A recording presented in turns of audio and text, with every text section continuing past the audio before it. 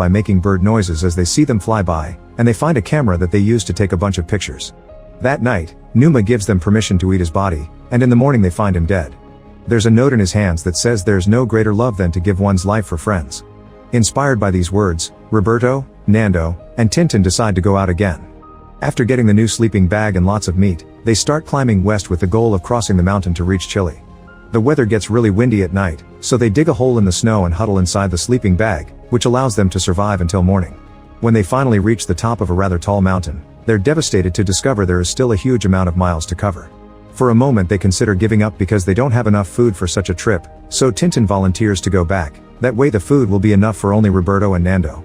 The trip is incredibly long and difficult, but after lots of walking, the duo finally comes down to the valley, where the ground is more rocky than snowy. When Nando's shoe breaks, Roberto simply ties some fabric around it and they keep going. One evening after dinner, Roberto ends up throwing up, but Nando comforts him and in the morning they're moving again. All this effort pays off because they eventually find a river with fresh water and even a little lizard. At that moment, they look up into their shock, they find a man on a horse staring at them. He's on the other side of the river and the noise of the water doesn't let him hear them correctly, so after seeing them scream and wave their arms, he throws some paper and a pencil at them. The duo explains who they are and the man takes the paper back to make some calls.